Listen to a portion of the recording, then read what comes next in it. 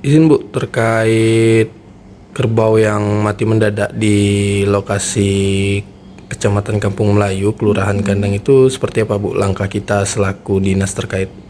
Ya, kalau untuk kasus SE ini sebenarnya sudah ada beberapa waktu yang lalu sudah mulai masuk ke kota itu eh, sapi yang itu pada sapi ya, sapi yang kiriman gitu atau teman-teman kita yang pedagang yang ngambil sapi yang memang sakit dari daerah outbreak, dari kasus ke kita. Jadi kita dapat semacam Penularan. limbah apa jadi kayak dapat dampaknya gitu sampai di kota mati. Nah jadi kan kasusnya jadi kasus di kota seperti itu. Nah kalau untuk yang di Kelurahan Kandang ini mulai Sabtu kemarin mulai sudah ada laporan dan petugas kita sudah turun juga ke lapangan untuk membantu menangani atau memberikan pengobatan kepada kerbau yang terindikasi SE gitu. Tetapi memang terkendala cuaca juga ya karena kan sekarang lagi musim hujan, terus kondisi masuk ke kandangnya itu kan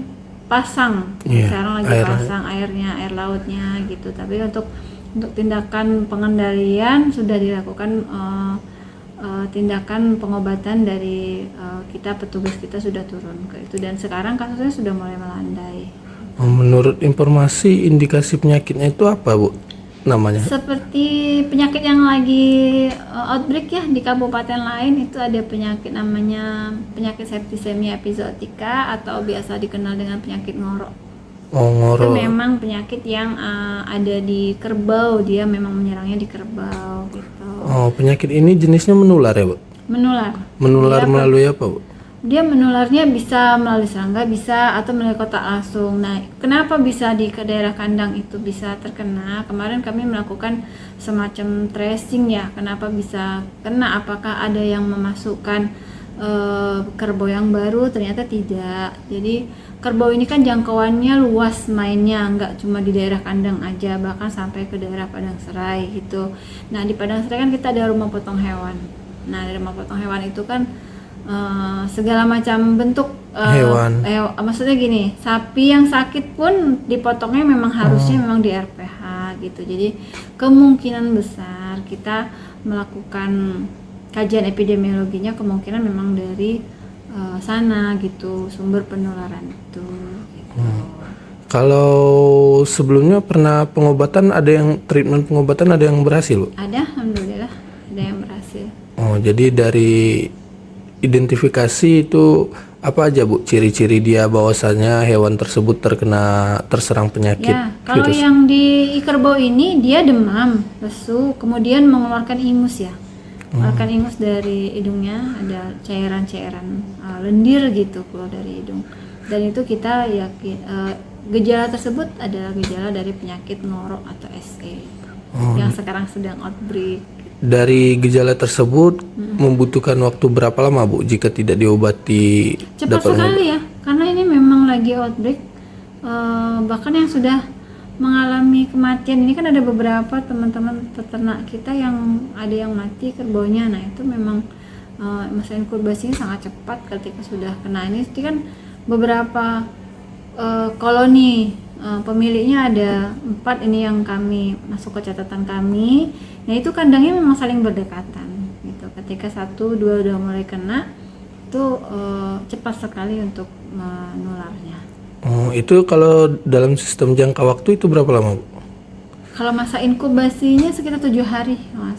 Saya nanti kalau harus segera diobati. Tapi kalau dengan pengobatan, insya Allah kemarin petugas kita juga sudah pernah mengobati juga di tempat lain gitu. Kalau dengan pengobatan yang rutin, insya Allah bisa tertangani gitu. Jadi peternak sabar-sabar gitu untuk tidak mengeluarkan ternaknya atau menjual, karena dengan menjual nanti tambah luas aja penyebaran penyakit ini gitu. Terus ini Bu, apa bagi masyarakat yang belum terhimpun ini Bu, itu kan sudah ada 12 kerbau dan 4 masyarakat yang terhimpun. Bagi ada masyarakat yang belum terhimpun kerbaunya mengalami penyakit Bu, Belum bagaimana Bu? Iya, kami sudah koordinasi juga dengan Dinas Peternakan Provinsi untuk apakah sudah ada vaksin atau belum yang bisa dari awal ya, waktu awal ada kasus muncul di kota, saya udah koordinasi ke provinsi menanyakan ada vaksin atau belum gitu. Jadi ternyata belum ada vaksinnya. Jadi ya kalau untuk kerbau coba untuk tidak susah juga kalau tidak dipadangkan kalau untuk Iya, kerbau karena ya. dia makannya di luar. Gitu. Jadi paling pengasapan kalau malam gitu kan. Terus juga segera saja melaporkan jika ada terindikasi atau mulai menung kerbaunya kayak gitu, segera laporkan supaya bisa cepat tertangani. Jadi kita melaporkan ke dinas. Petugas kita, ke kita. Petugas kita mobile ya, Bu? Mobile.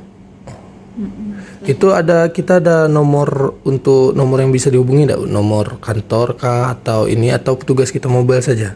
Boleh, nomor saya boleh, nomor petugas juga boleh, silakan nanti bisa kita teruskan petugas. Untuk stok obat kita itu Kita belum ada ya stoknya. belum ada ya, Bu.